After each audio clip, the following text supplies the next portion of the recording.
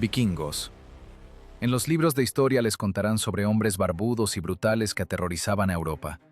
Pero es poco probable que les cuenten sobre el día en que estos feroces lobos se convirtieron en ovejas asustadas. En este video viajaremos al año 859, a la expedición más loca y catastrófica de Björn Costado de Hierro. Descubrirán cómo los legendarios Drakars, dueños de los mares, chocaron con una civilización para la cual los vikingos no eran oponentes peligrosos, sino simples insectos molestos. ¿Qué sucede cuando el hacha y el escudo de madera se encuentran con el genio de la ingeniería y el napalm de la Edad Media? Les contaremos cómo el agua, que debía salvarlos, de repente comenzó a arder, haciendo gritar de terror a los severos guerreros. Escucharán la historia del error de navegación más grandioso y vergonzoso, cuando en lugar de Roma fue saqueado un lugar completamente diferente. Y cómo convirtieron esta estupidez en un engaño legendario. Pero lo más importante, sabrán el precio monstruoso que tuvieron que pagar para volver a casa. ¿Por qué el regreso triunfal de los héroes fue en realidad un festín sobre los huesos? ¿Y qué terrible elección hizo el líder para salvar su pellejo y el oro saqueado? Miren este video hasta el final, porque la verdad sobre esta campaña es mucho más aterradora, cínica y fascinante que cualquier ficción. Es la historia de cómo, un día, los vikingos entendieron que ya no eran los depredadores principales de este mundo. Imaginen el olor. No es la brisa marina fresca de la que hablan los folletos turísticos. Es un hedor pesado y denso que hace lagrimear los ojos. Una mezcla de grasa de ballena rancia con la que está impregnada la ropa de cuero, humo acre de cientos de hogueras, lana húmeda y sudor humano añejo. Bienvenidos a bordo. Estamos en la desembocadura del río Sena. En el calendario, aunque esta gente no tiene calendarios, solo tienen temporadas de botín y temporadas de hambre, corre el año 859. Miren el horizonte. No es solo una flota, es una ciudad flotante de la muerte. 62 Drakars se mecen sobre las olas plomizas. El bosque de mástiles es tan denso que parece que la taiga escandinava bajó al mar para matar. ¿Arriesgarían todo lo que tienen por una oportunidad fantasmagórica de convertirse en leyenda? No por dinero, el dinero se puede gastar, sino para que su nombre se pronuncie con estremecimiento dentro de 1000 años. 4000 personas reunidas aquí respondieron sí. Y no son esos granjeros que en verano toman un hacha para robar la vaca del vecino. Oh, no. Son la élite. Asesinos profesionales, para quienes la guerra es la única forma conocida de economía. Dejaron a sus familias, sus casas en los fiordos, para ir a donde ni siquiera sus ancestros más dementes se atrevieron a navegar. Miran hacia el sur, hacia donde, según los rumores, los techos de las casas están hechos de oro puro y el vino fluye en los ríos en lugar de agua. Van a Roma. En el centro de este caos se alzan dos figuras que proyectan sombras más largas que los mástiles de sus naves insignias. Björn Costado de Hierro, hijo de Ragnar Lothbrok. ¿Creen que es fácil ser hijo de un dios viviente? Toda su vida es una carrera interminable contra la sombra de su padre. No le basta con ser simplemente un rey.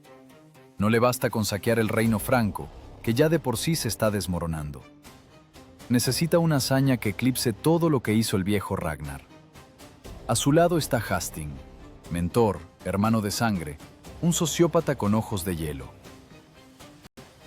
Si Björn es furia y ambición, Hasting es cálculo frío y crueldad.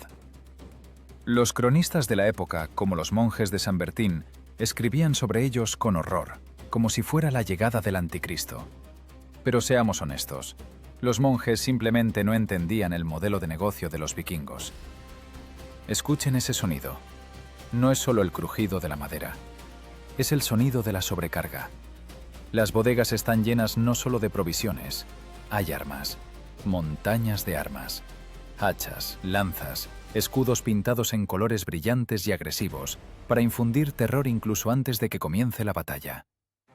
Pero ¿qué es lo que no hay? No hay mapas. Piensen en esa locura. No tienen ni un solo mapa confiable del mar Mediterráneo. No tienen inteligencia. No tienen idea de con quién se enfrentarán. En su imaginación, el mundo termina en algún lugar más allá de España, y más allá viven dragones y sureños cobardes que huirán al primer vistazo del muro de escudo. Es el clásico error del depredador que ha cazado presas débiles durante demasiado tiempo. Están acostumbrados a Inglaterra, acostumbrados a una Francia fragmentada, donde los señores feudales se pelean entre sí mientras los norteños se llevan la plata de la iglesia. Los vikingos están seguros de que el mundo entero es su pastizal personal. ¡Qué monstruosa arrogancia! Van a saquear Roma, el centro de la civilización, el corazón del mundo cristiano, basándose solo en rumores, historias de borrachos comerciantes y su propio ego inflado. Es como intentar robar Fort Knox con un plano del edificio dibujado en una servilleta por un vagabundo loco. Pero miren sus caras, ¿ven dudas? Ni una gota. Solo hay un fervor depredador, adrenalina que reemplaza a su sangre. Creen en su invulnerabilidad. Después de todo, hasta este momento la suerte siempre los ha besado en sus labios curtidos. Son lobos entrando en el corral de las ovejas, pero no saben una cosa. En esta parte del mundo, los corrales se han convertido hace mucho tiempo en fortalezas, y las ovejas han aprendido a construir máquinas capaces de triturar huesos. ¡Viento!, grita el timonel. Las velas, tejidas de lana gruesa, se llenan de aire con un golpe seco. 62 dragones despiertan. El agua hierve bajo cientos de remos. El ritmo no lo marca un tambor, sino el latido del corazón de 4000 personas listas para morir o enriquecerse. Los drácars son obras maestras de la ingeniería de su tiempo. Flexibles, rápidos, de poco calado. Pueden pasar por donde cualquier otro barco se atascaría. Pueden desembarcar tropas en cualquier playa y desaparecer antes de que la guarnición logre ponerse los pantalones. Es el arma perfecta para la guerra de guerrillas, para incursiones de golpear y huir. Pero Bjorn no quiere huir. Él quiere conquistar. Quiere pasar a la historia como el hombre que puso de rodillas a la ciudad eterna. El mar del norte los despide con una lluvia helada. Es el último recordatorio de casa. Por delante está el Golfo de Vizcaya, tristemente célebre por sus tormentas, pero las tempestades no los asustan. La tormenta es comprensible. La tormenta es un enemigo honesto. Se puede sobrevivir si tienes manos fuertes y la gracia de Odín. Más aterrador es lo que les espera más allá del horizonte. No van hacia el vacío. Van directo a la zona de influencia del Emirato de Córdoba y Bizancio. Van a donde la guerra no es una pelea de borrachos todos contra todos, sino una ciencia, matemáticas, logística, donde los ingenieros son más valorados que los berserkers. Imaginen este momento. 4000 hombres encerrados en cáscaras de madera en medio del océano. La estrechez es tal que es imposible girarse sin golpear con el codo al vecino. Tienen que dormir sobre tablas mojadas, apoyando la cabeza en un saco con bienes saqueados anteriormente. La comida es pescado seco, duro como una piedra, y agua que se pudrirá en 2 semanas. ¿Sanidad? Olviden esa palabra. Aquí reina el hedor y el humor masculino tosco. Aquí la jerarquía se construye sobre la fuerza del puño y la agudeza mental. A los débiles los tiran por la borda, literalmente. Es selección natural en acción, acelerada al límite. Y esta masa de testosterona y acero se mueve hacia el sur, cortando las olas del Atlántico. Pasan por las costas del Reino Franco, dejando tras de sí solo miedo. Los habitantes de las aldeas costeras huyen a los bosques apenas divisan las velas a rayas. ¡Vienen los normandos! Este grito se convirtió en una oración de terror para toda una generación. Y esto solo fortalece la fe de Bjorn en su estrella. Se siente el dueño de los mares. Está de pie en la proa de su dracar, mirando hacia la neblina gris, y ve allí su gloria. No ve las hogueras de señales que ya empiezan a encenderse en las cimas de los acantilados en España. No escucha el rajeo de las plumas de los escribas árabes que ya están redactando informes para el emir. No sabe que el efecto sorpresa, con el que tanto cuenta, se evaporó en el momento en que la primera quilla tocó el agua. El mundo cambió mientras los vikingos estaban sentados en sus fiordos. El sur ya no duerme. El sur se armó. Y mientras Bjorn costado de hierro sueña con el oro de Roma, en Córdoba, en los frescos salones del Palacio del Alcázar, gente inteligente ya está moviendo piezas en el tablero de ajedrez. Para ellos, esta flota no es una amenaza legendaria, sino simplemente un problema logístico que hay que resolver. Y ya tienen la solución lista. Pero los norteños, por ahora, lo ignoran felizmente. Beben cerveza, afilan hachas y se ríen en la cara del viento que los lleva directo a la trampa. Pasarán semanas de navegación agotadora antes de que el horizonte cambie. Las rocas grises darán paso a las colinas verdes de Galicia. El aire se volverá más cálido. Y entonces, al amanecer de uno de los días del año 859, el vigía gritará señalando la costa. ¡Tierra! Pero esta tierra no los recibirá con los brazos abiertos de campesinos asustados. Los recibirá con silencio. Un silencio sospechoso y tenso, tras el cual se esconde el brillo de acero de una civilización completamente diferente. El silencio con el que los recibió la costa era engañoso. No era el vacío de tierras abandonadas, sino la respiración contenida de un depredador que ve a la presa pero aún no ha saltado. ¿Creen que 62 drácars pueden pasar desapercibidos a lo largo de la costa? En el Mar del Norte tal vez. Allí la niebla lo oculta todo. Pero aquí, bajo el sol despiadado de Iberia, las sombras no existen. Tan pronto como la primera vela a rayas apareció en el horizonte, el mecanismo creado por los ingenieros del Emirato de Córdoba entró en acción. Clic del cerrojo. Sistema activado. Los vikingos se creían invisibles, fantasmas del mar. ¡Qué ingenuidad! Entraron en la zona de acción del sistema de vigilancia más perfecto de la Alta Edad Media, sin siquiera sospechar que ya habían sido contados, pesados y sentenciados. Miren esas cimas de las colinas. ¿Ven esas extrañas torres de piedra? No son ruinas, son ribats, puestos de vigilancia. Telégrafo óptico del siglo IX. Apenas el vigía notaba las siluetas de los barcos, en la cima de la torre estallaba un fuego. De día, un denso humo negro. De noche, una llama brillante. La señal volaba de torre a torre a una velocidad inalcanzable para cualquier caballo.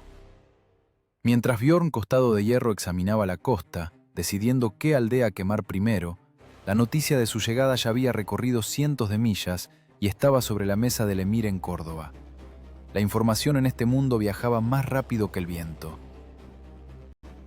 Los norteños estaban acostumbrados a luchar con la fragmentación feudal, donde un conde no sabe lo que pasa con el vecino. Aquí chocaron con un estado centralizado, con una máquina, y esa máquina funcionaba sin fallos. En Córdoba no había un monje asustado rezando por la salvación. Allí gobernaba Muhammad I, un hombre con memoria de elefante y agarre de bulldog. Recordaba perfectamente el año 844, cuando los vikingos saquearon Sevilla por primera vez. Entonces fue un shock, una humillación. Pero los árabes no son gente que tropieza dos veces con la misma piedra. Durante 15 años el emirato se preparó para la revancha. No rezaban, construían. En Sevilla se establecieron enormes astilleros. Se creó una guardia costera. Contrataron a los mejores navegantes e ingenieros. Muhammad I convirtió la costa en una trampa. Y ahora simplemente esperaba que los bárbaros del norte metieran la pata en ella. Los cronistas árabes, como Ibn Hayyan, describían estos preparativos con precisión pedante. Las murallas fueron reforzadas, las reservas de petróleo repuestas y los corazones de los guerreros templados por la espera de los infieles. Esto no es poesía, es un informe del trabajo realizado. Imaginen el estado de los vikingos. Desembarcan en Galicia esperando un botín fácil, pero las aldeas están vacías, el ganado se ha ido, el grano está escondido o quemado, y constantemente sienten ojos mirándolos por la espalda. Es paranoia pura. Cada arbusto, cada roca puede ocultar un observador. La red de espionaje del Emirato funcionaba en tiempo real. Simples pescadores, pastores, comerciantes, todos eran parte de esta telaraña. Cualquier movimiento de los drácars se registraba de inmediato. Bjorn y Hastings comenzaron a entender, algo anda mal. ¿Dónde está el pánico? ¿Dónde está el caos? En cambio, sentían sobre ellos una mirada fría y evaluadora. Estaban acostumbrados a ser cazadores acorralando a la presa, pero aquí, de repente, se sintieron como osos en un circo, observados desde detrás de una reja segura. Traten de ponerse en el lugar de un remero raso. Estás a miles de millas de casa. Alrededor hay una tierra extraña y hostil. Hace tanto calor que la cota de malla se calienta y quema la piel.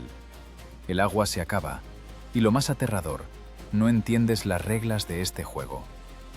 En Inglaterra todo era simple: desembarcar, matar, tomar, irse. Aquí, el oponente no entra en combate abierto, pero está en todas partes. La caballería ligera de los árabes ataca desde la nada, los cubre de flechas y desaparece en nubes de polvo antes de que los torpes norteños logren formar el muro de escudos. Es una guerra de picaduras, guerra de nervios. Los vikingos, acostumbrados a la lucha feroz cara a cara, se enfurecían. Gruñían, golpeaban los escudos con las hachas, desafiando al enemigo a pelear. Pero el desierto les respondía solo con eco y el silbido de una flecha perdida. La disciplina en los barcos comenzó a resquebrajarse. Los berserkers no están hechos para la espera y las maniobras tácticas. Necesitan sangre, aquí y ahora. Hastings, ese estratega gélido, intentaba mantener el orden, pero incluso él sentía cómo se cerraba el anillo. Iban hacia el sur, a lo largo de las costas de Portugal, esperando despistarlos, encontrar una brecha en este muro. Pero el muro se movía con ellos. Las luces de señales en las colinas los acompañaban cada noche, como siniestras estrellas guía. Magus, así llamaban los árabes a los vikingos, adoradores del fuego. Para los musulmanes no eran solo enemigos, sino un mal pagano que debía ser erradicado. Y para esa erradicación, el emirato tenía preparada una sorpresa en la que los norteños ni siquiera podían pensar. Mientras los drácars se arrastraban lentamente hacia el sur, desde la desembocadura del Guadalquivir salía la flota del emirato. Y no eran barcos mercantes convertidos para la guerra. Eran barcos de guerra, jabeques y dromones, construidos específicamente para destruir piratas. Tenían velas latinas que permitían ir contra el viento, una tecnología inaccesible para los vikingos con sus velas cuadradas. Tenían bordas altas y tenían tripulaciones que conocían estas aguas como la palma de su mano. La flota árabe no tenía prisa. Iba a la intercepción, verificando coordenadas, como un matemático resolviendo una ecuación. Sabían a dónde iban los vikingos. Todos los caminos llevaban a Lisboa, a un nudo comercial rico y próspero.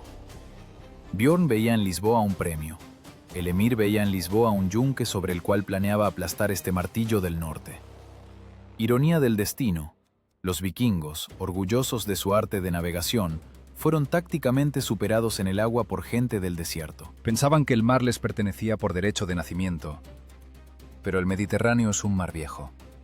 Ha visto fenicios, griegos, cartagineses, romanos. Aquí la guerra en el mar es una ciencia con 1000 años de historia.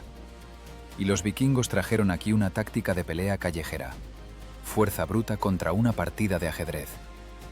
Iban a Lisboa, anticipando saqueo, mujeres y vino. Veían adelante una ciudad extendida sobre colinas, brillando con blancura. Pero no veían lo que les esperaba en el puerto. No sentían el olor que debería haberlos alertado. Un olor acre, aceitoso, a muerte, que pronto llenaría sus pulmones en lugar del aire salado.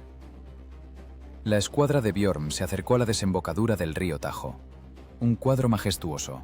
62 dragones listos para morder la garganta de la ciudad. Velas recogidas, remos trabajando al unísono, espumando el agua azul. Los guerreros se ponen los cascos, revisan las correas de los escudos. La adrenalina desplaza el miedo. Por fin. Un objetivo real. Una gran ciudad. Aquí no tendrán que perseguir fantasmas por colinas vacías. Aquí habrá batalla, habrá botín, habrá gloria. Veían cómo en las murallas de Lisboa la gente corría de un lado a otro. Escuchaban el tañido de las campanas. «Nos tienen miedo», pensaba cada segundo vikingo, apretando el mango del hacha. Ese dulce sentimiento de superioridad, la sensación de ser un lobo que ha irrumpido en el redil. Pero ninguno de ellos notó cómo cambió el color del agua alrededor de los barcos de los defensores que salieron a su encuentro. Nadie prestó atención a los extraños sifones instalados en las proas de los barcos árabes. Los norteños estaban acostumbrados a que el fuego fuera una hoguera en la orilla o una antorcha en la mano. No sabían que el fuego podía ser líquido, que podía fluir como el agua y pegarse como la resina. Iban hacia adelante, al encuentro de su destino, seguros en la fuerza del roble y el acero. No sabían que en unos minutos su mundo construido sobre el axioma «el acero corta la carne», chocaría con una nueva variable. Una variable que iguala al héroe y al cobarde, al rey y al esclavo. Iban al encuentro de un fuego que no se puede apagar. La distancia se reduce. 350 metros. 30. 10. En este momento el tiempo para el vikingo se ralentiza. Es su elemento. Abordaje. Ahora sonarán los ganchos clavándose en las bordas de los barcos enemigos y comenzará la vieja y buena masacre. Los norteños ven las caras asustadas, según les parece, de los árabes en las cubiertas. Ya están repartiendo el botín, ya escuchan el crujido de los huesos. Bjorn en el buque insignia sonríe anticipando el momento. Está seguro, ninguna flota en el mundo resistirá un golpe directo del muro de escudos. Pero entonces sucede algo que no encaja en su visión del mundo. Algo que convierte a los depredadores en víctimas que chillan de terror en un segundo. De los dromones árabes no se desprende una nube de flechas. Se desprende un chorro de líquido negro y aceitoso. Por un instante reina el silencio. El líquido golpea las velas, el revestimiento de madera, los hombros y las barbas de los guerreros. Huele extraño, fuerte, químico, como el aliento del inframundo. Los vikingos, desconcertados, se limpian la cara. ¿Qué es esto? ¿Barro? ¿Resina? Y luego vuela una antorcha. Destello. El mundo explota. No es fuego normal al que está acostumbrado el hombre medieval. Es nafta. Una mezcla infernal a base de petróleo crudo, azufre y resina, cuya receta los ingenieros de Oriente guardaban como la niña de sus ojos. No solo arde, ruge. Se pega a la piel y sigue ardiendo incluso si intentas quitártela. Imaginen napalm del siglo IX. Los drácars, esos magníficos barcos secados por los vientos y la sal, estallan como cajas de cerillas. Las velas, impregnadas de grasa para protegerlas de la humedad, se convierten en enormes sábanas de fuego que cubren a la tripulación. ¡Agua! ¡Echen agua!, grita alguno de los jarls, y eso se convierte en un error fatal, un error funesto, monstruoso. Los vikingos sacan agua de mar con cubos y la arrojan sobre las llamas, pero la nafta es más ligera que el agua. Flota y sigue ardiendo, extendiéndose aún más. El agua esparce el fuego por la cubierta. El agua arde. ¿Entienden el nivel de shock psicológico? Para un hombre criado en el norte, el agua es la salvación del fuego. Es un axioma. Y de repente ese axioma se derrumba. La propia naturaleza los traiciona. El mar alrededor de los barcos se convierte en un caldero hirviente. Aquellos que saltan por la borda para salvarse descubren que están nadando en fuego. Los árabes trabajan metódicamente. Nada de furia berserker. Solo una eficiencia fría y calculadora. El equipo del sifón gira el tubo. El chorro de fuego cubre el siguiente dracar. Los arqueros disparan a quienes intentan apagar las llamas. No es una batalla. Es desinfección. Exterminio de plagas. Las crónicas francas escribirían más tarde secamente: los normandos fueron devorados por un fuego que no se apaga. Pero detrás de esas líneas secas se esconde el infierno. El olor a carne quemada se mezcla con el olor a petróleo. Los gritos de los que se queman vivos ahogan el ruido del oleaje. El orgullo de los vikingos, su fe en que el acero lo decide todo, se derrite junto con sus cascos. Bjorn, costado de hierro, mira esta locura con los ojos muy abiertos. Su táctica de golpear y huir no funciona aquí, porque no hay a dónde huir. El mar está ardiendo. Su muro de escudos es inútil. El fuego se filtra por las rendijas. Por primera vez en su vida, se enfrenta a un enemigo que no lucha con músculos, sino con la mente, con tecnología, con química. En este momento, en la Rada de Lisboa, ocurre un choque de épocas. La furia primitiva de la Edad de Hierro se estrella contra los logros científicos de la Edad de Oro del Islam. La disciplina se derrumba al instante. La gran flota, que hace una hora marchaba en orden perfecto, se convierte en un rebaño de animales asustados. Los barcos chocan, rompen los remos. Los timoneles abandonan los timones. El único pensamiento que pulsa en 4000 cabezas es: fuera, lejos de esta brujería. Los drácars dan la vuelta, exponiendo sus costados al fuego, solo para salir de la zona de alcance de los sifones. Reman hasta que se les rompen las venas. No huyen del enemigo, huyen de un horror sobrenatural. Los que lograron escapar salen a mar abierto, pero mírenlos. El revestimiento de los barcos está carbonizado. Las velas cuelgan como trapos negros. En las cubiertas yacen hombres gimiendo con quemaduras monstruosas. Ninguna medicina vikinga, musgo y conjuros ayudará aquí. En las bodegas hay olor a miedo y derrota. Perdieron varios barcos, pero lo que es mucho peor, perdieron el aura de invencibilidad. Comprendieron que en el sur no viven comerciantes blandos, sino asesinos crueles e inteligentes que dominan fuerzas inaccesibles para el entendimiento de los norteños. La tarde cae sobre el Atlántico, pero el resplandor del incendio en las costas de Portugal se ve por mucho tiempo. Es su amor propio el que arde. Bjorn calla. Hastings está más sombrío que una nube de tormenta. Están vivos, pero humillados, y ahora se enfrentan a una terrible elección. El camino de regreso al norte está cortado por vientos y patrullas. El camino hacia adelante lleva a lo desconocido, pero no pueden quedarse aquí. La escuadra cojea hacia el sur, lamiéndose las heridas. Esperan que lo peor haya pasado, que esta pesadilla de fuego fuera el único truco bajo la manga de los sureños. Se equivocan. Oh, cómo se equivocan. Lisboa fue solo una advertencia, una palmada ligera. Van hacia el estrecho de Gibraltar, las legendarias columnas de Hércules. En su imaginación es simplemente un paso a un nuevo mar, una puerta a la tesorería, pero no saben que es la puerta a una jaula. Al pasar Gibraltar, se encontrarán en un mar interior controlado por sus enemigos de orilla a orilla. Ellos mismos, con sus propias manos, se están metiendo en una botella cuyo corcho está a punto de ser puesto. Golpeados, quemados, furiosos, entran en el estrecho cuello, esperando encontrar detrás aguas tranquilas y ricas ciudades desprotegidas. Pero en lugar de eso, los recibe la silueta de una roca, a cuyos pies, en Algeciras, ya se ha alineado en orden de batalla no una flota, sino un ejército. Y este ejército no piensa jugar con ellos al gato y al ratón. Piensa destruirlos. La tormenta de fuego en el agua se cambia por una lluvia de acero en tierra. Las columnas de Hércules. Gibraltar. Para un marinero de la antigüedad, no es solo geografía, es el fin del mundo. La frontera tras la cual termina lo conocido y comienza lo legendario. Pero para la flota de Bjorn Costado de Hierro, golpeada, chamuscada por el fuego de Lisboa, este estrecho parece la puerta al paraíso. Miren esas rocas. Se alzan sobre el agua como guardianes, silenciosos y majestuosos. La corriente aquí es tan fuerte que parece que el propio mar succiona a los drácars hacia adentro. Pasan el cuello estrecho, dejando por la popa el frío Atlántico. El agua aquí es diferente, azul, tranquila. El aire vibra por el calor. Les parece que han escapado, que la pesadilla con el agua ardiente quedó atrás. ¡Qué error fatal! Al pasar junto a la roca de Gibraltar, dan un paso no hacia la libertad, sino hacia una jaula dorada. La puerta a sus espaldas se cierra, pero escucharán el clic de la cerradura demasiado tarde.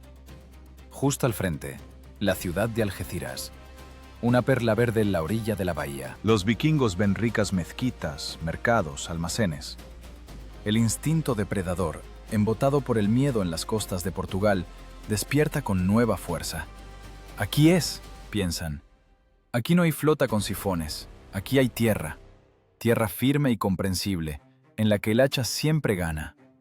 Necesitan lavar la vergüenza de Lisboa con sangre. Necesitan una victoria para volver a creer en sí mismos. Los drácars clavan sus proas en la arena. 4000 guerreros saltan al oleaje, levantando nubes de salpicaduras. Rugen, golpean las armas, quieren intimidar a la guarnición con su aspecto. Pero Algeciras no se asusta. Algeciras estaba esperando. ¿Alguna vez han escuchado el sonido de una máquina de torsión funcionando? No es el silbido de un arco.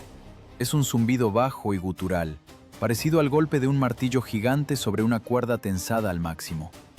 Tuang. Y luego, el crujido seco de madera y carne desgarrándose. Los vikingos aún no habían logrado formar su famoso muro de escudos, cuando sobre ellos cayó una lluvia mecánica. No eran simples arqueros. Los ingenieros del Emirato colocaron en las murallas y colinas balistas y escorpiones, la herencia de la maquinaria militar romana, perfeccionada por los matemáticos árabes. Pesados pernos del tamaño de una lanza pequeña atravesaban los escudos de roble de lado a lado. Perforaban las cotas de malla como si fueran camisas de lino. Clavaban a los guerreros unos con otros, convirtiendo las filas ordenadas de atacantes en una masa sangrienta.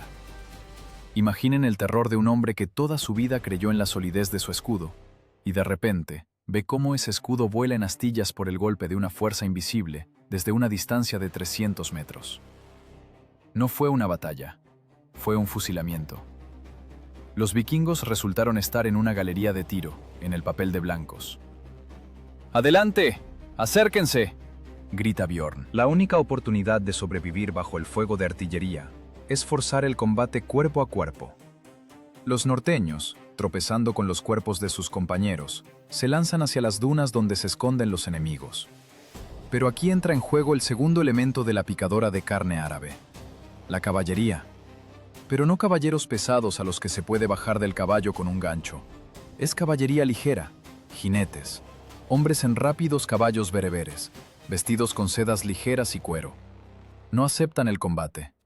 Danzan alrededor de la torpe infantería vikinga. Se parece a la pelea de una jauría de sabuesos con un oso.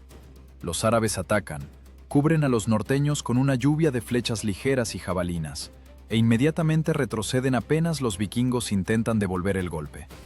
Se ríen, se burlan. Usan la táctica de golpear y correr, llevada a la perfección absoluta. Los vikingos, blindados con pesadas cotas de malla, consumiéndose por el calor, intentan alcanzar al viento. Blanden sus hachas, cortando solo el aire ardiente. La furia, que era su combustible, ahora los quema por dentro. Se sienten impotentes. Los grandes guerreros del norte se convierten en muñecos torpes cuyos hilos son movidos por jinetes de piel oscura. En la playa de Algeciras ocurre el derrumbe de un mito. Aquí, en la arena ardiente, queda claro: los vikingos son algo arcaico. Son una reliquia del pasado que chocó con el ejército del futuro. Los árabes no luchan por la gloria de Odín, luchan según los manuales. Tienen un sistema de señales, disciplina, división de tipos de tropas. Para ellos, matar bárbaros es un procedimiento higiénico, el cumplimiento de un trabajo. Bjorn ve cómo sus mejores hombres, veteranos que pasaron por París y Londres, caen de cara en la arena sin haber sacado siquiera la espada. En sus espaldas sobresalen flechas árabes con plumaje brillante. La retirada se convierte en huida. El orgulloso "nosotros no retrocedemos" queda olvidado. La gente tira el botín, tira las armas, solo para llegar a las bordas salvadoras de los drácars. Empujan los barcos al agua, resbalando con los pies en la espuma roja de sangre. Y las máquinas en las colinas siguen trabajando, metódicamente, rítmicamente. ¡Tuán! Y otro drácar recibe un agujero bajo la línea de flotación. ¡Tuán! Y el timonel cae con el pecho atravesado. Las pérdidas son monstruosas, no tanto en número como en calidad. Perdieron la fe en que son la cima de la cadena alimenticia. Comprendieron que en el Mediterráneo la guerra es una ciencia exacta de destrucción y no una epopeya heroica. Los sobrevivientes caen en los bancos de los remeros, respirando con dificultad. En sus ojos hay vacío. Callan. Nadie presume, nadie bromea. Solo se oye el chapoteo de los remos y los gemidos de los heridos. La orilla se aleja, pero el olor a derrota se ha impregnado en su piel para siempre. Se van al mar, dejando en la playa cientos de cadáveres que serán alimento para los cangrejos y una lección para los descendientes. ¿Pero a dónde ir? Al norte el camino está cerrado, al este fortalezas aún más poderosas. Europa los rechazó, los masticó y los escupió. Bjorn, costado de hierro, está de pie en la popa, mirando hacia el sur, hacia donde en la bruma tiembla otra orilla. África, el misterioso continente negro. En sus mentes nace una esperanza desesperada, la esperanza del que se ahoga y se agarra a una paja. África, claro, allí viven salvajes, ¿verdad? Allí no hay muros de piedra, no hay fuego griego, no hay balistas. Allí debe haber tribus simples que viven en chozas, que tienen mucho oro y nada de hierro. La lógica de la desesperación le sugiere que si la Europa civilizada resultó ser demasiado dura para ellos, la salvaje África será una presa fácil. Los drakars humillados giran sus proas hacia el sur. Se van hacia la niebla, esperando lamerse las heridas y encontrar finalmente una víctima más débil que ellos. Aún no saben que la costa africana no los recibirá con oro, sino con una tormenta que les hará arrepentirse de haber nacido. La costa africana los recibió no con oro, sino con un calor asfixiante y polvo que se metía en los poros, en los ojos, en los pulmones. Parecía que el propio aire allí estaba hecho de arena. Pero para el amor propio humillado de Bjorn y sus hombres, esta tierra se convirtió en una medicina salvadora. Después de la pesadilla tecnológica de España, donde los fusilaban como blancos en una galería de tiro, Marruecos les pareció un regreso al mundo comprensible. Aquí, en la ciudad de Nekor, no había muros capaces de resistir un ariete, ni balistas que atravesaran a 3 de un golpe. Aquí se podía hacer lo que los vikingos sabían hacer mejor: matar a los que son más débiles. El asalto a Nekor pasó a la historia no como una batalla, sino como una masacre. Los norteños descargaron sobre los habitantes de la ciudad toda la furia acumulada, todo el miedo vivido bajo Lisboa y Algeciras. Cortaron, quemaron y saquearon con una crueldad maníaca, intentando lavar con la sangre de los indefensos el recuerdo de su propia impotencia ante el ejército del Emirato. Fue la psicoterapia del hacha.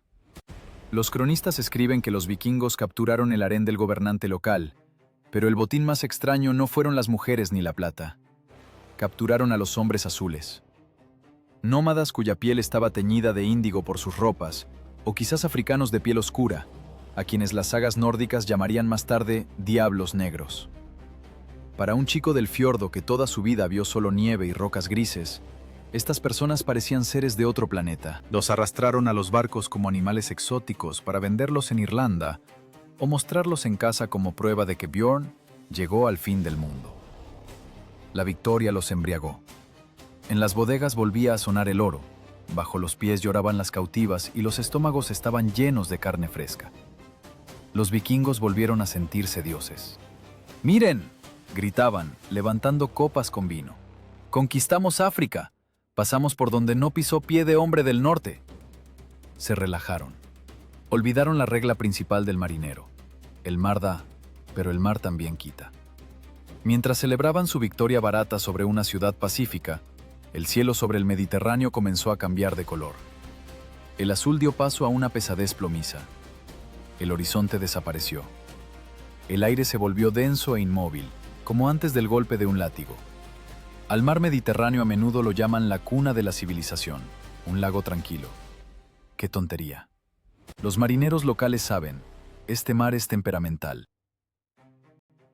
Puede ser un espejo por la mañana y convertirse en un asesino para el almuerzo. Sobre la flota de Bjorn cayó el Mistral, un viento del norte frío y furioso que nace en las montañas y cae sobre el agua como un martillo. No vino solo. Trajo consigo una tormenta de tal fuerza que incluso los veteranos que habían ido a Islandia palidecieron. Los drácars, esos depredadores perfectos de aguas costeras, resultaron ser astillas en el remolino de los elementos. Los lanzaba de cresta a cresta como juguetes de niños. Las velas se rasgaban en pedazos en segundos. Los mástiles crujían y se rompían, lisiando a las personas que no lograban cubrirse. ¡Remen! ¡Mantengan la proa a la ola!, gritaban los timoneles, pero sus voces se ahogaban en el rugido del viento. El agua ya no era agua. Era un muro que caía sobre la cubierta, llevándose provisiones, armas, personas. ¿A quién le importa tu maestría en esgrima cuando una ola del tamaño de una casa te golpea contra la borda y te arrastra al abismo? Los hombres azules en las bodegas rezaban a sus dioses, los vikingos a los suyos. Pero ni Alá ni Odín respondían. En este caos reinaba solo la física. La flota fue dispersada por todo el mar. Los barcos se perdieron de vista unos a otros. Semanas, o quizás días, el tiempo perdió sentido. Estuvieron a la deriva en ese infierno. Personas acostumbradas a la tierra firme bajo los pies se convirtieron en bultos de carne temblorosos, vomitando bilis. El mareo no perdona a los héroes. Deshidratación, hambre, miedo constante a la muerte. Bebían agua de lluvia que lograban juntar en la lona y masticaban cuero crudo de correas. El viento los empujaba hacia el este con una insistencia despiadada. Volaron más allá de las Islas Baleares, más allá de Cerdeña, más allá de Córcega. Cruzaron casi todo el Mediterráneo occidental en modo de caída libre. Ya no era una conquista, era una lucha por dar una bocanada más de aire. ¿Cuántos murieron en esos días? Nadie lo sabe. Las sagas callan sobre los que simplemente desaparecieron en la espuma. Pero los que sobrevivieron cambiaron para siempre. De sus ojos se fue el brillo de la aventura. Allí se instaló la mirada del hombre que se asomó al borde y vio lo insignificante que es ante la inmensidad del universo. Y ahí, cuando la esperanza casi se había extinguido, las nubes comenzaron a disiparse. El viento calmó dando paso a una brisa suave. El horizonte se limpió. El vigía en el buque insignia de Bjorn, entrecerrando los ojos por el sol brillante, graznó una palabra. ¡Tierra! De la niebla matutina comenzaron a sobresalir los contornos de la costa. Colinas verdes, viñedos, olor a cítricos y pinos. Italia, el corazón del viejo mundo. Los barcos sobrevivientes comenzaron a agruparse como perros apaleados. Precontaban las pérdidas, remendaban agujeros, pero sus miradas estaban clavadas en la ciudad que blanqueaba a lo lejos. No era solo una ciudad, era un monumento. Poderosas murallas de piedra blanca, torres majestuosas, cúpulas de templos brillando al sol. Los vikingos se paralizaron.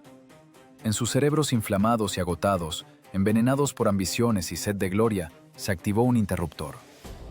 ¿Muros blancos? ¿Riqueza? ¿Grandeza?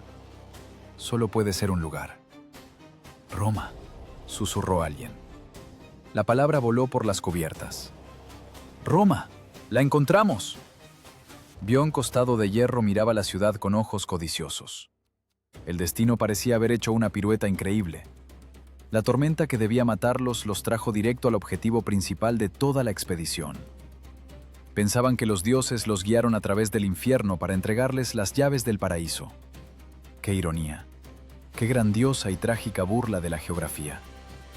Ante ellos no estaba Roma. Ante ellos estaba la ciudad de Luna.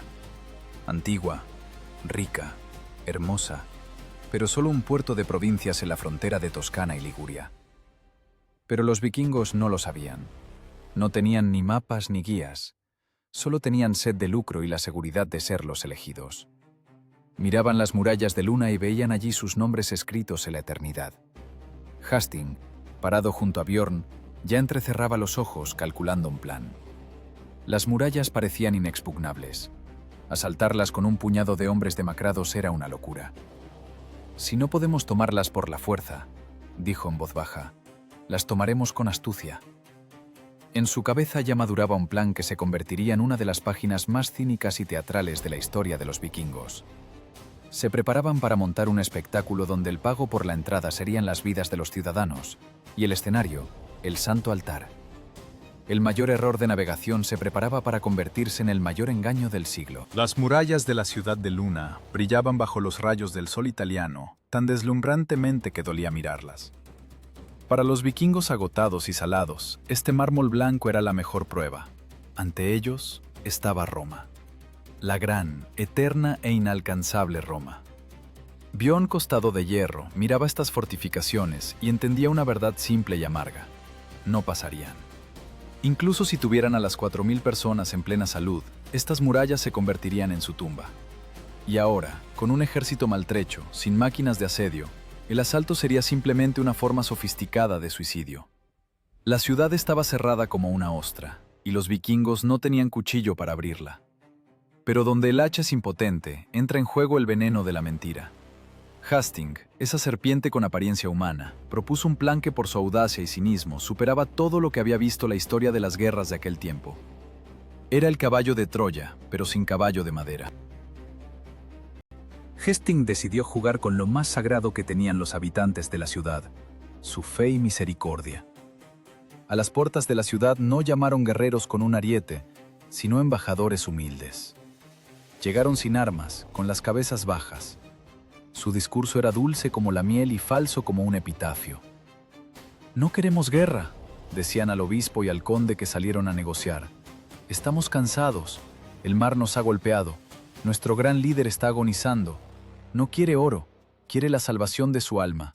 Permítanle bautizarse antes de morir y encontrar descanso en su tierra santa». Solo imaginen la escena, lobos pidiendo piel de oveja para morir en ella. Los habitantes de Luna, esa gente ingenua y civilizada, cayeron en la trampa. Vieron en esto una señal de arriba. Feroces paganos doblan las rodillas ante la cruz. La soberbia les nubló los ojos. Abrieron las puertas. El espectáculo que montó Hastings merece un lugar en los libros de actuación. Lo llevaban en camilla, pálido, gimiendo, poniendo los ojos en blanco. Detrás de él iba una procesión de plañideras, matones electos escondiendo bajo largas capas de luto espadas cortas y hachas. La ciudad se paralizó en reverencia. Sonaban las campanas. Los sacerdotes con vestiduras doradas cantaban salmos, recibiendo al alma perdida arrepentida. El aire en la catedral era denso por el incienso, pero a través de él se filtraba el olor ácido de los cuerpos sucios de los norteños. El obispo comenzó la misa. Leía oraciones sobre el cuerpo del líder, que yacía en el ataúd apretando contra su pecho la empuñadura de una espada, y no un crucifijo. La tensión en el templo crecía. Los vikingos estaban de pie en silencio, con las cabezas bajas, pero sus músculos estaban tensos como resortes cargados. Esperaban la señal. Y la señal sonó. En el momento en que el coro alcanzó la nota más alta, el muerto revivió. Hastings arrojó de golpe la tapa del ataúd. Se irguió cuán alto era y con un grito salvaje clavó la espada en el sacerdote más cercano. Esa fue la señal para el inicio de la carnicería. En un segundo la Santa Misa se convirtió en un matadero. Los vikingos se quitaron las capas. Brilló el acero. En el espacio cerrado de la catedral, los ciudadanos no tuvieron ni una sola oportunidad. Los gritos de terror se mezclaron con oraciones que se cortaban con golpes de hacha. La sangre salpicó el altar, los íconos, las ropas blancas del clero. El obispo, que un minuto antes soñaba con la salvación del alma del pagano, cayó con la cabeza partida, sin haber entendido que dejó entrar al diablo en su casa. Las puertas de la catedral estaban bloqueadas desde adentro. Afuera nadie entendía qué pasaba, hasta que los vikingos abrieron las puertas de la ciudad desde adentro para el resto del ejército.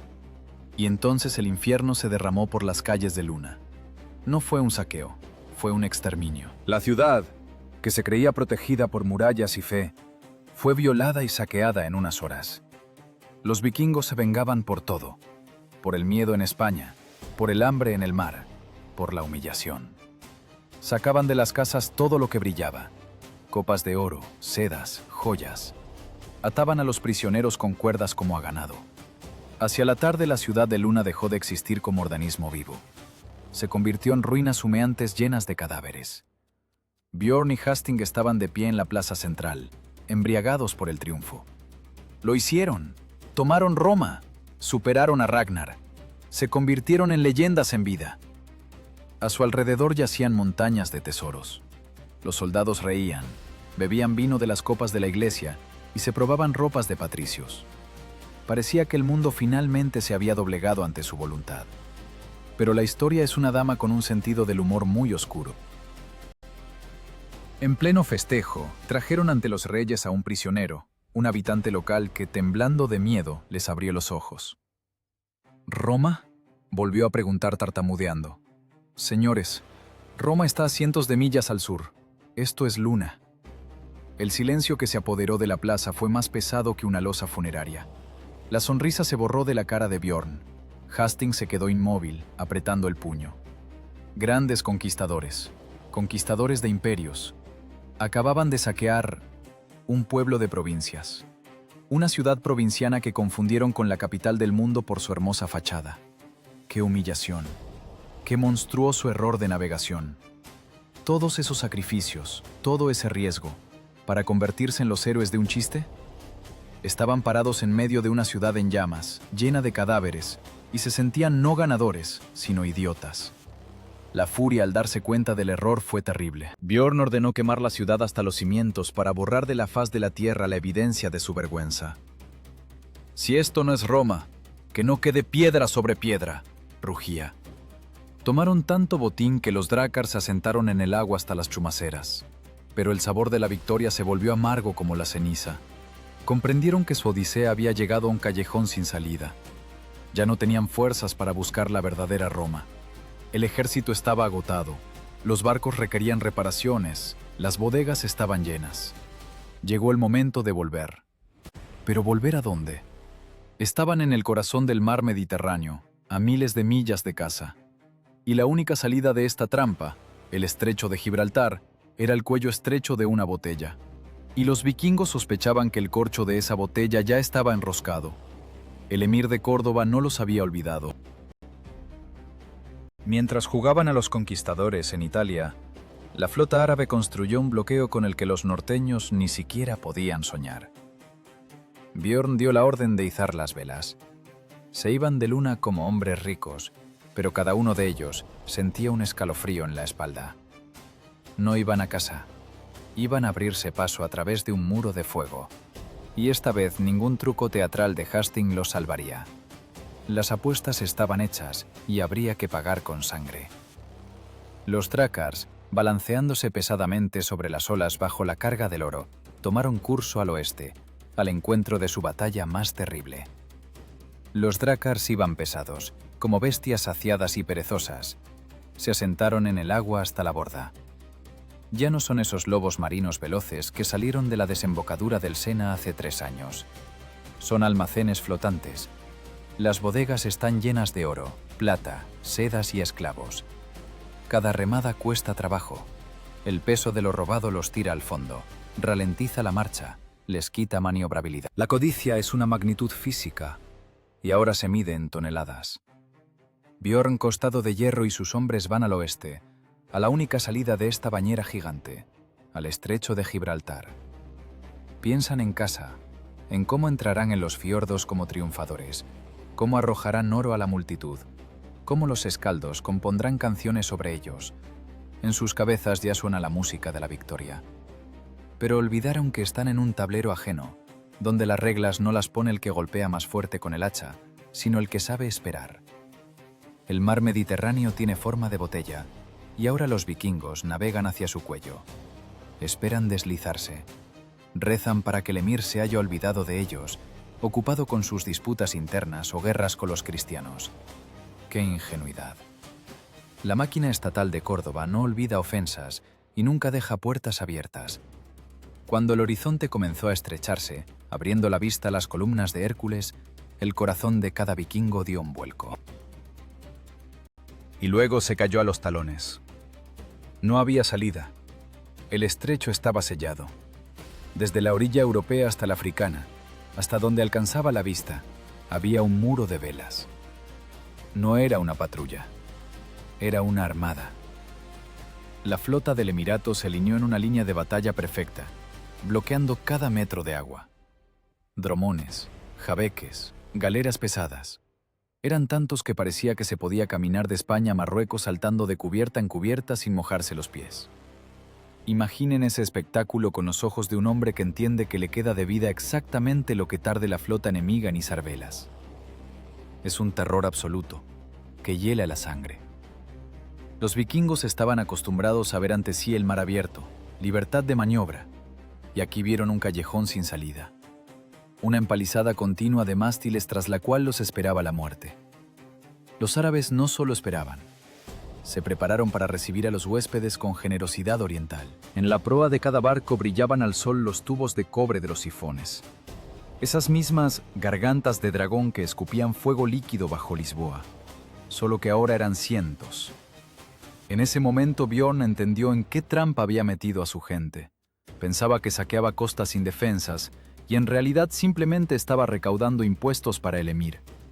Toda su campaña, todos estos años de privaciones, sangre y victorias, todo eso fue solo para traer el oro aquí, a Gibraltar, y entregarlo al tesoro de Córdoba junto con sus vidas. Era la aduana perfecta, el pago por la salida, todo, más la cabeza. El silencio sobre el agua colgaba denso, vibrante. Nada de gritos, nada de desafíos a duelo. La flota árabe callaba. Era el silencio de verdugos profesionales que ya han afilado el hacha y simplemente esperan que el cliente ponga la cabeza en el tajo. Sabían que los norteños no tenían a dónde ir. ¿Atrás? ¿A Italia? ¿Volver a saquear lo ya saqueado hasta que los barcos se pudran y las tripulaciones mueran de hambre? Imposible. ¿Al norte? Solo sobre sus cadáveres. Los vikingos comenzaron a reducir la marcha convulsivamente. Los remos se detuvieron. Los drácars se amontonaron como ovejas que ven lobos. En las cubiertas reinaba el desconcierto. Los grandes guerreros, que no temían ni a la tormenta ni al diablo, miraban ese muro de muerte y sentían cómo se les enfriaban las manos. Entendían la matemática del combate. Ellos tenían barcos sobrecargados y torpes, tripulaciones cansadas y miedo al fuego. El enemigo tenía fuerzas frescas, barcos maniobrables, la corriente de su lado y una superioridad numérica absoluta. Las posibilidades de abrirse paso en combate abierto no eran simplemente pequeñas, eran cero. No era una batalla, era una ejecución. Hastings, de pie junto a Bjorn, escupió en el agua salada. Su mente astuta, que siempre encontraba una salida, ahora patinaba. Buscaba una brecha, Un error en la formación, un eslabón débil. pero no lo había. Los almirantes del Emirato colocaron sus piezas perfectamente. Usaron la geografía como arma. El estrecho angosto, la fuerte corriente, el viento. Todo jugaba en contra de los norteños. Era jaque mate en un movimiento. «No nos atacarán», dijo roncamente Bjorn. Y tenía razón. ¿Para qué arriesgar gente si se puede simplemente esperar? Los vikingos necesitan agua, necesitan comida. En un par de días empezarán a morir solos o se rendirán. Los árabes podían simplemente quedarse parados y mirar cómo el sol y la sed hacían por ellos todo el trabajo sucio. O bien, si los norteños se decidían a un ataque loco, simplemente quemarlos a distancia, sin siquiera entrar en abordaje. El escenario estaba preparado para el acto final de la tragedia. El aire olía a desesperanza. Ese olor era peor que el hedor de heridas pudriéndose o agua estancada. Era el olor del fin. El fin de la leyenda sobre la invencibilidad. El fin de los sueños de una vejez rica. El fin de las esperanzas de ver los fiordos natales. Los marineros miraban sus cofres con oro, y ahora ese oro les provocaba odio. Se convirtió en su ancla, su maldición. Por él vinieron aquí, y por él ahora morirán.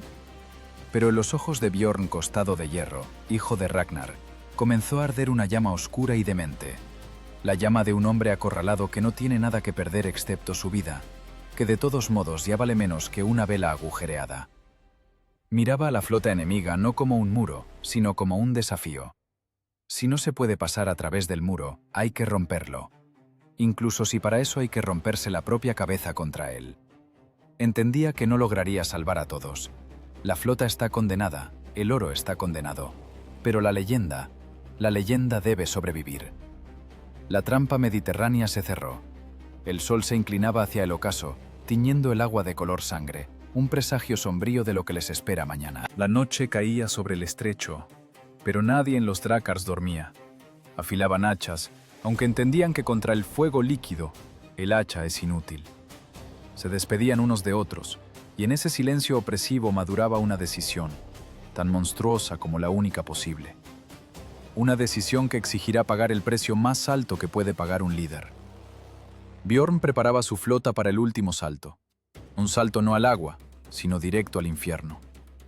Bjorn Costado de Hierro tomó una decisión que lo separó para siempre de los ladrones comunes y lo puso en la misma fila con los grandes carniceros de la historia. Miró su flota, esos drácars sobrecargados de oro, las caras de la gente que pasó con él por el infierno, y entendió la simple aritmética de la supervivencia. Para salvar al rey, hay que sacrificar peones. Muchos peones. En este caso, 40 barcos, 40 tripulaciones, miles de vidas. Todos ellos debían arder para que un puñado de elegidos pudiera deslizarse por el ojo de la aguja de la libertad. No era un plan de batalla, era un plan de sacrificio. La señal de la trompeta rompió el silencio matutino sobre Gibraltar como el grito de una bestia herida. Y ese sonido anunció el inicio de la locura. La vanguardia de los vikingos, los barcos más pesados y torpes, repletos de lo robado, se lanzó hacia adelante. Directo al centro de la formación árabe. Parecía un ataque suicida, y eso era exactamente lo que era. Iban al choque. Los remeros aullaban por el esfuerzo, acelerando las moles de madera al límite, sabiendo que frenarían no con remos, sino contra las bordas de las galeras enemigas. Los árabes, que esperaban cualquier cosa menos un ataque frontal al estilo kamikaze, dudaron por un segundo. Pero solo por un segundo. Luego los tubos de los sifones giraron y el cielo se oscureció.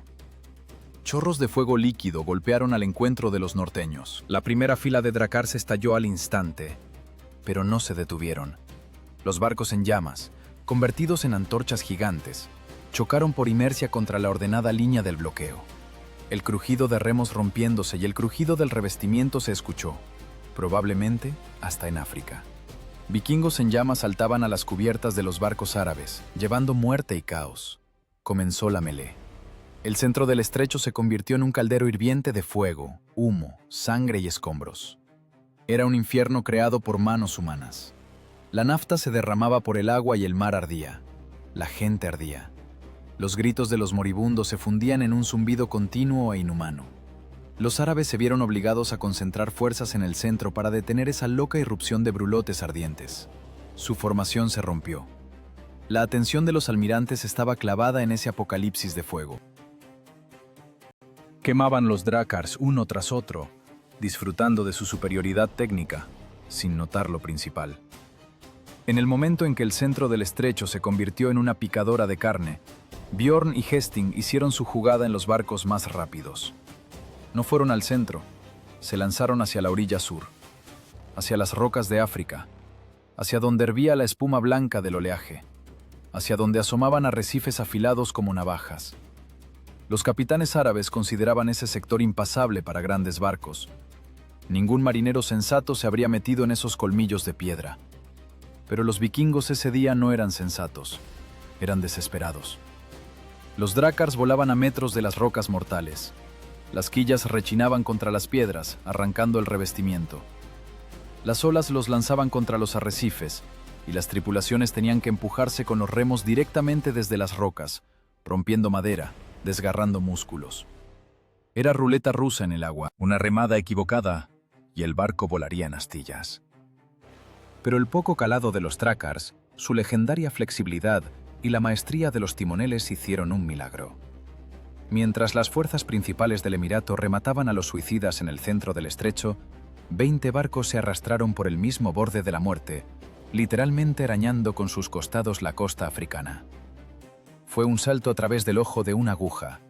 Desde atrás llegaba el rugido de la flota pereciendo. Allí en el fuego morían sus amigos, hermanos, compañeros. Allí se hundía el oro por el que mataron durante 3 años. Bjorn no miraba atrás. Miraba solo hacia adelante, donde el agua cambiaba de color de azul a gris oscuro. Atlántico, océano, libertad. Cuando el último de los barcos sobrevivientes saltó del estrecho a la ola oceánica, en las cubiertas no hubo júbilo. La gente caía sobre las tablas, bocanadas de aire mezclado con ceniza. Estaban negros por el hollín. Sus caras estaban distorsionadas por el horror de lo vivido.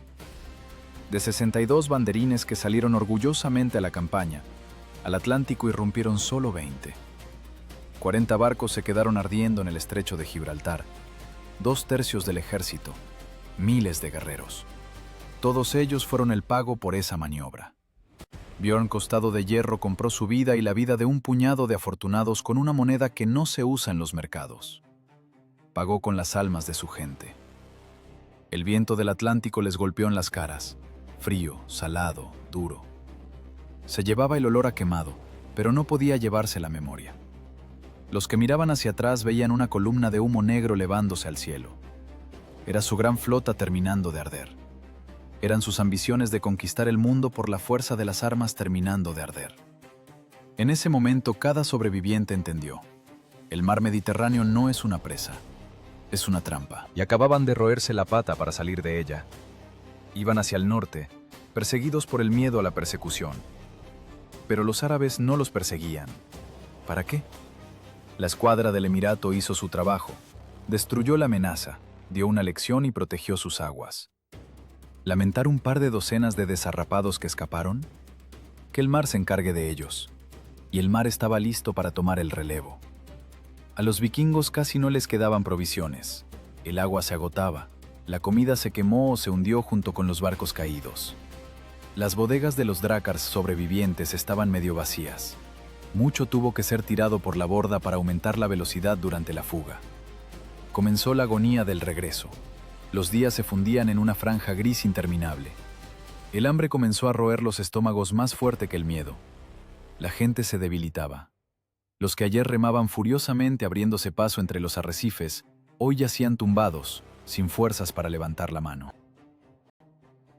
La disciplina se mantenía solo por la autoridad de Bjorn y la crueldad de Hesting. Cualquier murmullo se cortaba al instante. ¡Por la borda!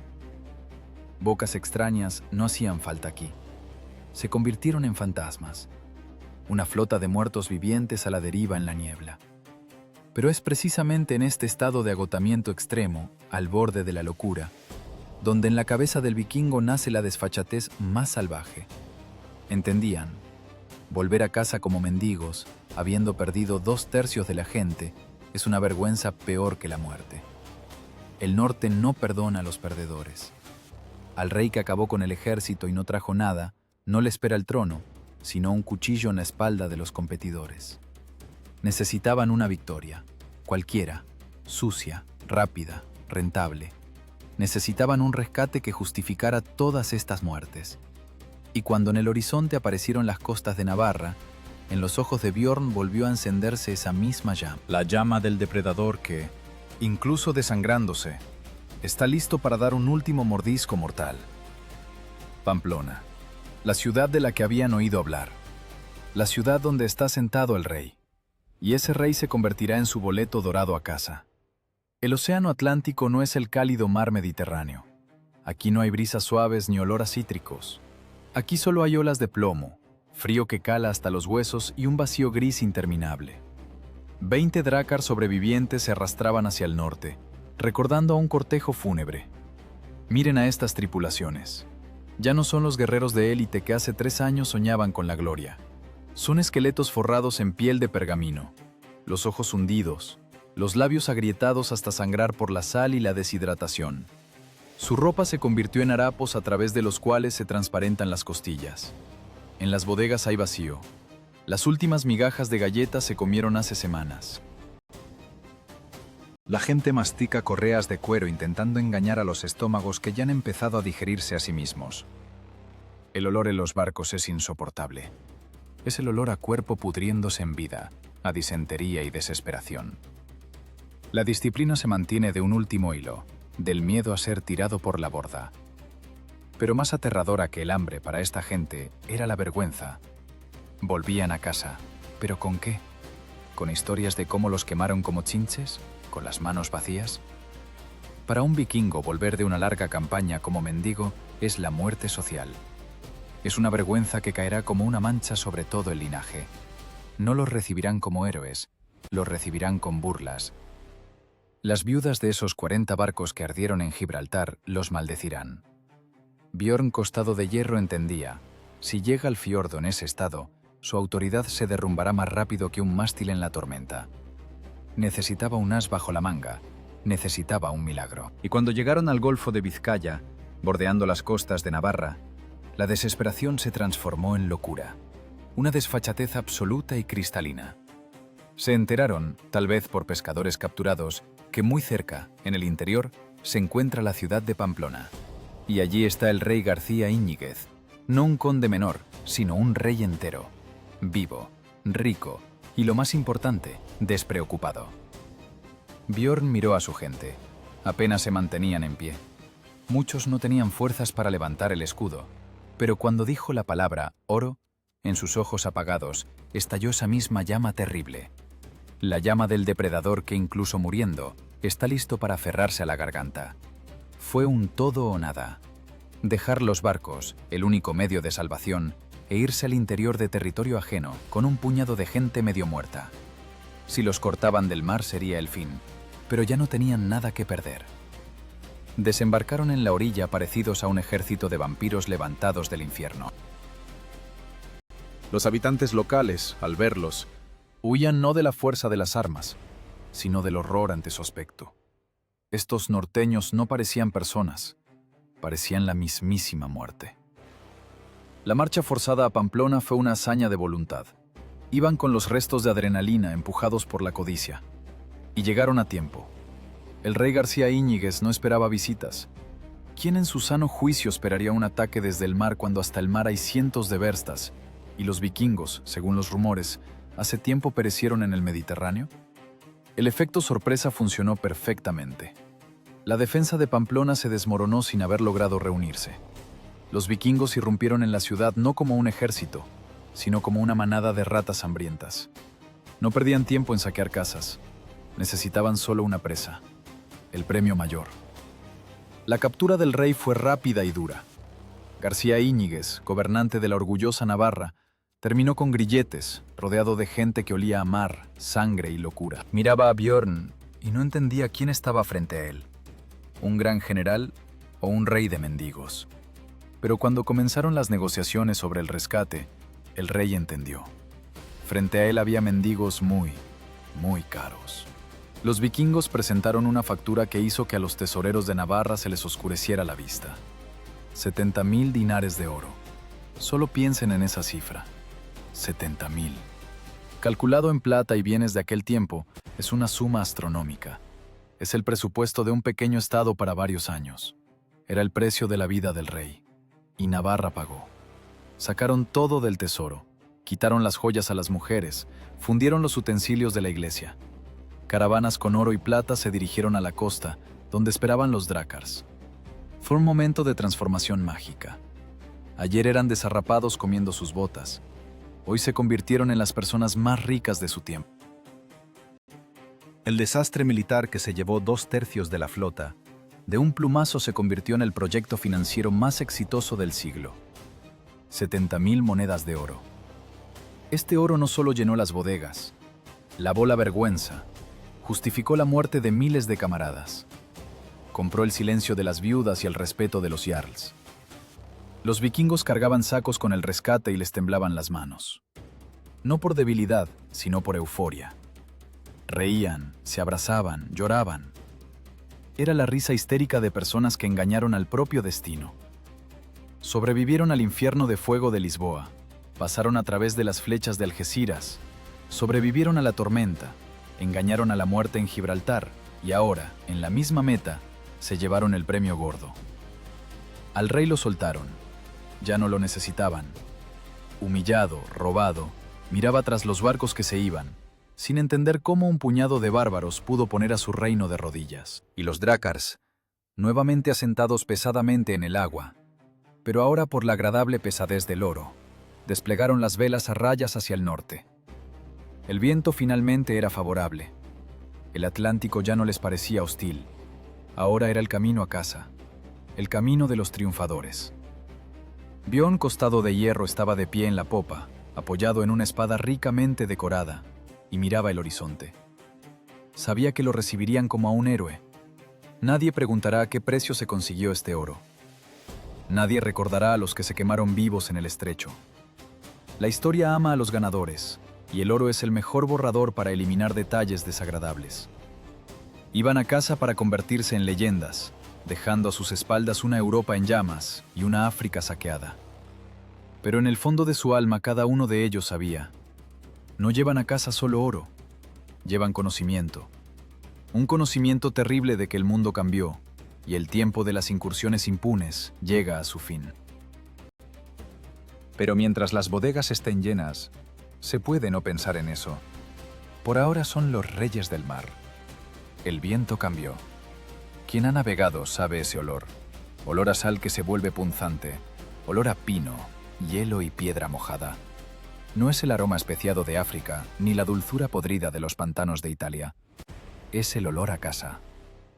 3 años después, en el año 862, los restos de la Gran Armada entraban en los familiares fiordos de Escandinavia. Miren estos 20 barcos. Parecen fantasmas cosidos con retazos. Las velas están remendadas con trozos de tiendas árabes, las bordas cortadas, la madera se puso gris por la sal de 2 océanos. Pero miren su calado. Están sentados en el agua tan profundo que las olas lamen la cubierta superior. No es el peso de la gente, es el peso del triunfo. Cuando las quillas tocaron los guijarros natales, todos salieron a la orilla. Mujeres, viejos, niños. Esperaron este momento 3 largos inviernos. Pero en lugar de gritos alegres, sobre el fiordo se colgó el silencio. La gente contaba los mástiles. 1, 2, 10, 20. Y eso es todo. Los ojos de las viudas corrían por el horizonte esperando ver a los rezagados, pero el horizonte estaba vacío. De 62 barcos volvió solo un tercio. 4.000 de los mejores hijos del norte se fueron por la gloria. A casa volvió un puñado de personas con ojos vacíos y terribles, en los que para siempre se congeló el reflejo del agua ardiente de Lisboa. Pero luego comenzaron a descargar las bodegas, y el silencio cambió por un suspiro en el que se mezclaron el horror y la admiración. Sobre la fría arena del norte fluyeron ríos de plata y oro, cofres con dinares, copas de iglesia, sedas que valían más que la vida de una aldea entera, esclavos con piel color ébano. El rescate del rey de Pamplona, lo robado en Italia, los tesoros de África. Nunca antes el norte había visto tal riqueza amontonada en una pila. Era una fortuna capaz de comprar reinos. Bion Costado de Hierro bajó a la orilla no como un general golpeado que perdió el ejército, sino como una deidad viva de la suerte. En ese momento funcionó la vieja y cínica magia del oro. El brillo de las monedas cegó el dolor de las pérdidas. Las preguntas, ¿dónde está mi marido? Y ¿dónde está mi padre?, se atoraron en las gargantas cuando a la gente le tiraron a los pies puñados de joyas. Bjorn y Hesting compraron su inmortalidad. Sí, pusieron en la tierra y en el agua a 2/3 de su ejército. Pero ¿a quién le importan las estadísticas cuando el ganador está parado sobre una montaña de oro? Las sagas no aman a los perdedores, pero adoran a los asesinos ricos. Precisamente esta campaña consolidó para Bjorn el apodo de Costado de Hierro. No porque no se le pudiera herir, sino porque pasó a través de una picadora de carne que habría triturado a cualquier otro, y salió de ella con ganancias. Sin embargo, si descartamos el brillo de los tesoros y el patetismo de los escaldos, la expedición del año 859 se convirtió en un punto de inflexión. Un callejón sin salida histórico. Fue el pico de la era de los vikingos, su punto más alto, después del cual comenzó el inevitable descenso. Los norteños entendieron por experiencia propia, en su propia piel, una cosa terrible. El mundo ya no teme su furia ciega. Chocaron con un techo tecnológico. El Mediterráneo les dio una lección cruel. Allí, en el sur, la guerra no es un deporte para valientes solitarios. Es trabajo de ingenieros, químicos y logistas. Los vikingos entendieron que sus drácars, ideales para incursiones a monasterios de Inglaterra, se convierten en ataúdes flotantes al encontrarse con una flota profesional armada con fuego griego y máquinas de lanzamiento. Comprendieron que un estado organizado con sistema de alerta y ejército regular es un muro que no se puede romper con la frente, incluso si esa frente lleva un casco con cuernos. El mar Mediterráneo se convirtió para ellos en una fortaleza cerrada. Después de Bjorn, nadie más se decidió a tales invasiones a gran escala y descaradas en el corazón del califato o Bizancio. Sí, los vikingos aún servirían como mercenarios en Constantinopla, comerciarían, pero la época de los saqueos salvajes y descontrolados del sur terminó precisamente entonces, en el humo del estrecho de Gibraltar. Entendieron su límite. El lobo del norte puede despedazar a una oveja, pero si intenta atacar una máquina de acero, se romperá los dientes. Bjorn Costado de Hierro vivió el resto de su vida en riqueza y gloria, convirtiéndose en rey de Suecia. Hastings continuó sus intrigas en Francia, se convirtieron en leyendas. Pero cada vez que miraban el atardecer, probablemente recordaban ese terror cuando el agua a su alrededor ardía y el cielo estaba negro de flechas. Trajeron a casa oro, pero dejaron en el sur el mito de su invencibilidad. La historia no es un conjunto de fechas. Es un libro de contabilidad donde en la columna gastos están anotadas vidas humanas y en la columna ingresos líneas en los libros de texto. Miramos esta odisea como una gran aventura, pero seamos honestos. Fue una aventura sangrienta que terminó con éxito solo gracias a un error monstruoso de navegación y una crueldad aún más monstruosa. Iban a saquear Roma y saquearon la profundidad española. Perdieron la flota, pero robaron un rey. Es el triunfo del absurdo. Y ahora que el humo se disipó y el oro está repartido, quiero hacerles una pregunta. Imaginen que están parados en esa orilla en el año 859. Frente a ustedes está Bjorn. Les promete gloria eterna y montañas de oro. Pero no les dice que la oportunidad de volver a casa es de una entre tres. que tendrán que beber su propia orina en medio del océano, arder vivos por el petróleo y ver cómo sus amigos se los comen los cangrejos. Sabiendo todo esto, sabiendo el precio verdadero de la leyenda, ¿habrían subido a la cubierta? ¿Se arriesgarían a ser un peón sacrificado por un final hermoso de una historia ajena o preferirían morir desconocidos, pero en su cama? ¿Qué es más valioso para ustedes? ¿Un nombre en los siglos o la vida aquí y ahora? Escriban en los comentarios. Björn hizo su elección. ¿Y ustedes?